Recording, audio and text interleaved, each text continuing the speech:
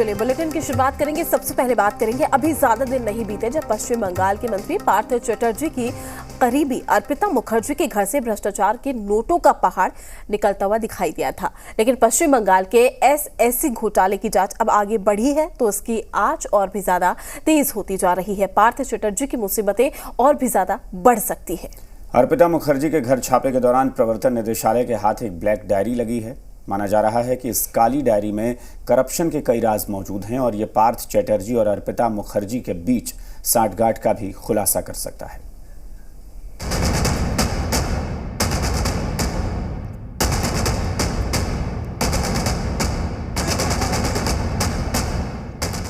Black diary में छिपे हैं राज।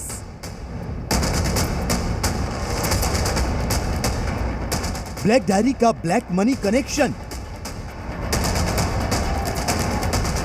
काली कमाई के और कितने किरदार।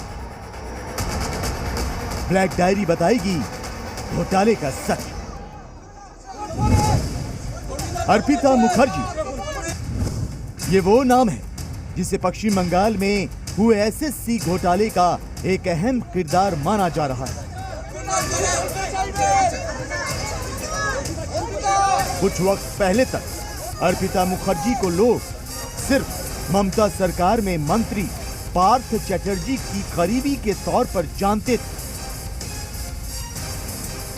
लेकिन उनके घर से प्रवर्तन निदेशालय की छापेमारी में मिले नोटों के अंबार ने हर किसी की आंखें खोलकर रख दी।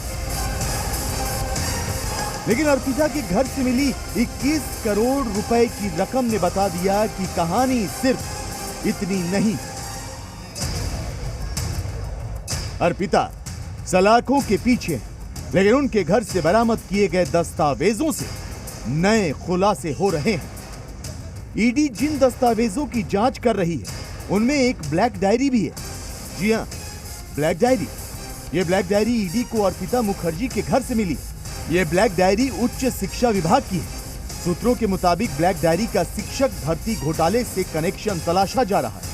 सूत्रों का कहना है कि ईडी ये भी जांच कर रही है कि क्या इस ब्लैक डायरी में अर्पिता मुखर्जी के घर से बरामद किए गए करोड़ों रुपए का जिक्र है। इस ब्लैक डायरी के अलावा ईडी को अर्पिता मुखर्जी के घर से एक पॉकेट डायरी भी मिली। पश्चिम बंगाल एसएससी घोटाले की जांच की आंच तेज हो चुकी है। ममता सरकार में मंत्री पार्थ चटर्जी के करीबी अर्पिता मुखर्जी के घर से मिली ब्लैक डायरी को अहम सबूत माना जा रहा है। अब इस काली डायरी में अर्पिता मुखर्जी और पार्थ चटर्जी के कौन से काले राज छुपे हैं, ये ईडी के अधिकारियों ने डिकोड करना शुरू कर दिया है। वैसे कलकत्ता हाई कोर्ट ने अर्पिता की पेशी के बाद आदेश दिया है कि उनकी हर 48 घंटे में जांच की जाए और उनसे रात 9 बजे से लेकर सुबह 6 बजे तक कोई पूछताछ न हो। तो पार्थ चटर्जी के घर से भी प्रवर्तन निदेशालय ने महत्वपूर्ण दस्तावेज बरामद किए हैं। इनमें सबसे अहम है टीईटी 2012 के संशोधित रिजल्ट से जुड़े दस्तावेजों की कॉपी, WBBP के अध्यक्ष का नोट, शिक्षकों की संभावित पोस्टिंग से जुड़े चार्ट की कॉपी, WBSSC की उच्च स्तरीय कमेटी से जुड़े दस्तावेज की कॉपी। पार्थ चटर्जी के घर से शिक्षकों की संभावित पोस्टिंग से जुड़े दस्तावेज की कॉपी का बरामद होना अहम माना जा रहा है। कलकत्ता हाई कोर्ट ने टीईटी 2014 में प्राइमरी टीचरों की नियुक्ति में हुए कथित भ्रष्टाचार की सीबीआई जांच के आदेश दिए थे। सीबीआई टीईटी स्कैम की जांच कर रही है। वहीं अब प्रवर्तन निदेशालय ये जांच कर रहा है कि क्या टीईटी 2012 में शिक्षकों की भर्ती को लेकर कोई अनियमितता हुई थी।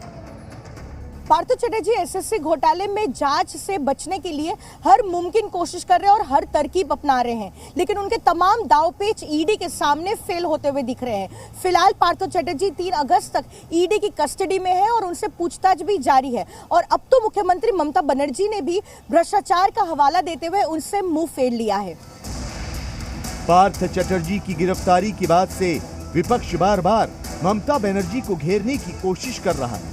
ममता से सवाल पूछ रहा है कि आखिर घोटाले के आरोप के बावजूद पार्थ चटर्जी अब तक उनके मंत्रिमंडल में क्यों हैं? जवाब में ममता अपने विरोधियों को चेतावनी दे रही कि वो आग से ना खेलें। वो अगर उन्हें टच करेंगे तो उन्हें भी बोल्ड आउट करना आता है। সত্যিটা যদি কেউ দোষী প্রমাণিত হয় তাকে যাবজ্জীবন কারাদণ্ড দিলেও আই ডোন্ট মাইন্ড, কিন্তু বলতে পারেন কেন আমার ছবি দিয়ে টাকার পাহাড় দেখিয়ে সারা কলকাতায় যে প্রচার ছড়িয়েছে সিপিএম আর বিজেপি, তাদের এত বড় ঔদ্ধত্য অহংকার। আমি যদি আজ রাজনীতি না করতাম আমি জিভটা কেটে ফেলতে পারতাম। भ्रष्टाचार के आरोपों पर यह सियासी लड़ाई फिलहाल थमती नहीं दिखती।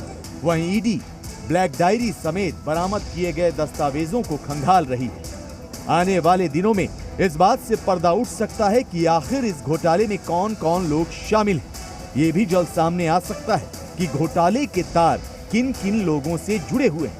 ऐसे में जांच की आंच में कौन ट्राई होगा, कौन सलाखों के पीछे होगा, इसके लिए थोड़ा इंतजार कीजिए। कोलकाता में पूजा मेहता के साथ ब्यूरो रिपोर्ट, जी मीडिया।